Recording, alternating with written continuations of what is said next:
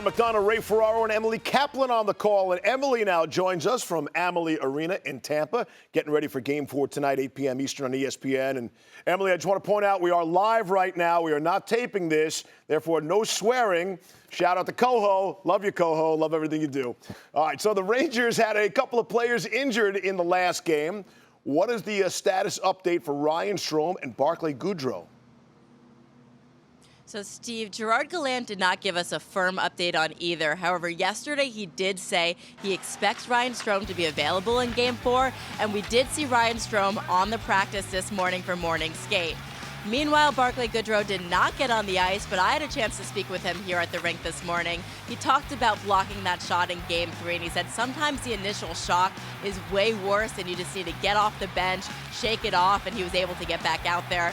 He was limping when I would talk to him. However, the fact that the Rangers made him available to speak to me, I do feel like portends well for his status tonight. Very good, Inspector Clue. So why do these guys keep turning when they're blocking shots? Why not just take it face on? That's where your equipment is. Anyway, moving on. I'm wearing makeup. I regress in the studio. The Lightning were in Igor Shesterkin's crease all game, and there were 2 penalties called against the Lightning for contact with the goalie. What did Coach Gallant have to say about Tampa's traffic getting in his kitchen?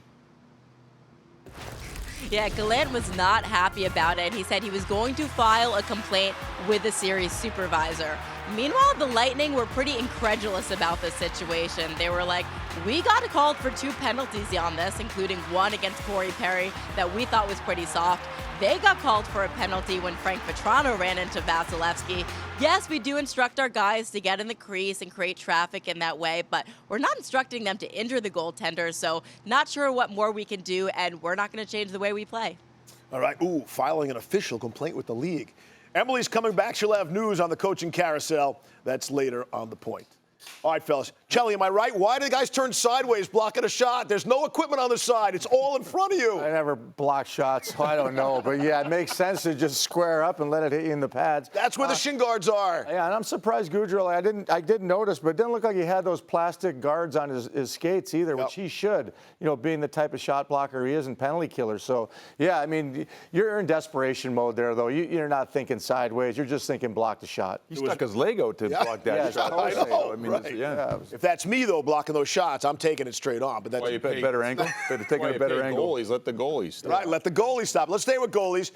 We actually talked about this on the point leading into the last game about trying to create some traffic. We hadn't seen that since Corey Perry in Game 1. Certainly, they did much more of that. How about going into tonight's game? I think they got to stay with it. I think it's even with the penalties. Absolutely. Well, listen, they got to work on killing the penalties a little bit better. And I understand Gerard Gallant's going to file an official report.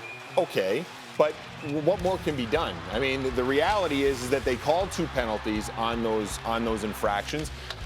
So Gallant, I don't know what more they can say. I mean, do they suspend players for bumping the goaltender? I think if you're John Cooper on the other end, I mean, Cooper could have a legitimate complaint that Shesterkin could have been called for an embellishment there as well. So it's funny how the coaches may look and talk to the supervisor, the series supervisor, about what they see on those instances. But if I'm Tampa, continue to bump Shesterkin, try to annoy him, try to get him off his game. It's a long series. What happens in Game 3 may pay off eventually in Game 6. I didn't ask Emily about Shesterkin's status, but apparently he's okay after that first collision from that game. I know, Bush, you were very concerned about his well-being. Yard sale time. All right, Mess, Rangers had a 2-goal lead in that game. We're looking very much like they're going to go up 3-0. They give up 3 unanswered goals. You tell me, does that change the complexion of the entire series? And are we looking back at what happened in Game 3 as the turning point of the series? Well, it could potentially change the complexion of the series. We don't know.